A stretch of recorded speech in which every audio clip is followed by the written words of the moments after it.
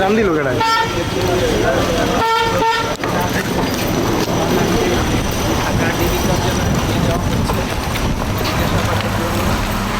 জামির পিছে পিছে পিছে পিছে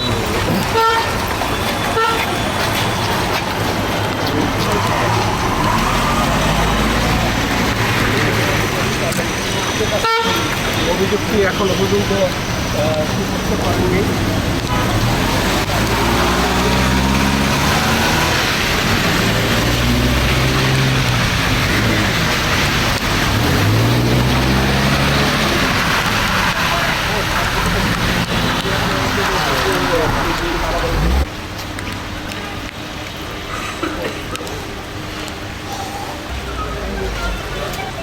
আমি বেড়ে গেলাম।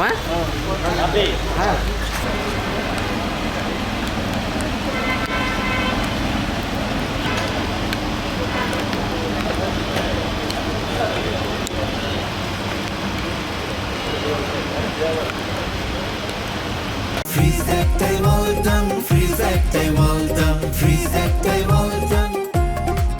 আমাদের নারায়ণগঞ্জ জেলার ডিবি টিম নারায়ণগঞ্জ 3 আসনে মাননীয় সংসদ সদস্য আজহার ইসলাম মানারীর ছেলে খায়রুল ইসলাম সুজয়কে তার নিজ বাসভবন বসুন্ধরা এলাকা থেকে জিজ্ঞাসাবাদের জন্য ডিবি কার্যালয়ে নিয়ে আসেন।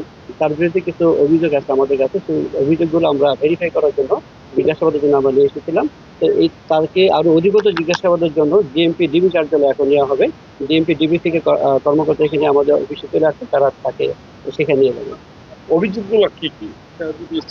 এটা হচ্ছে যে অনেকগুলো অভিযোগ আছে আমাদের কাছে, আমরা এখন তদন্তের স্বার্থে আমরা এখন কাজ করছি না। যে অভিযোগগুলো আমরা তার কাছ থেকে তথ্য নিয়েছি, আমরা এগুলো ভেরিফাই করতেছি এবং আমাদের কাছ থেকে যে তথ্যগুলো পেয়েছি তার কাছ থেকে সেগুলো আরো জাস্টিফাই করা হচ্ছে এবং আমাদের ডিএমপি ডিবি কাজে নেওয়া হবে। এই তথ্যগুলোর ভিত্তিতে আরো অধিকতর তদন্ত তথ্য পাওয়া যায় কিনা সেই কারণে তাকে নেওয়া হচ্ছে।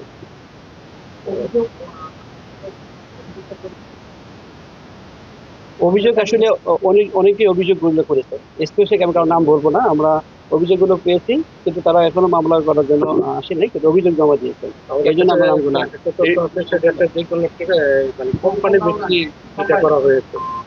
আমি বলেছি যে অনেকগুলো অভিযোগ করেছে, মানে তারা মামলা করেনি কিন্তু অভিযোগগুলো জমা দিয়েছে। আমরা এই অভিযোগগুলো আসলে ভেরিফাই করার জন্য তাকে নিয়ে এসেছিলাম। জিজ্ঞাসাবাদ আমরা করেছি, কিছু তথ্য পেয়েছি এবং তার কাছ থেকে আরো কিছু মানে তথ্য পাওয়ার জন্যই ডিএমপি ডিবি কার জন্য তার বিরুদ্ধে কোনো মামলা নেই, চলন্ত মামলা নেই এবং কেউ তার বিরুদ্ধে কোনো মামলা রুজু করে। ঠিক আছে, ধন্যবাদ। কতগুলো অভিযোগ হতে পারে? আনুমানিক 5-6টা অভিযোগ আমাদের কাছে আছে এবং ঢাকাও কিছু অভিযোগ আছে, যে কারণে ঢাকা ডিএমপি ডিবি কার্যে নেওয়া হচ্ছে। নিজ বাসভবন বসুন্ধরা এলাকা থেকে। কখন আটক করা হয়েছে? আজকে বিকেল আনুমানিক 4:30টার দিকে আটক করা হয়েছে। এখানে মানে বসুন্ধরা থেকে আসতে যতক্ষণ লাগে আর কি, 4:30 থেকে রওনা করতে এখানে আসতে 5:30 পৌনে 5টার দিকে।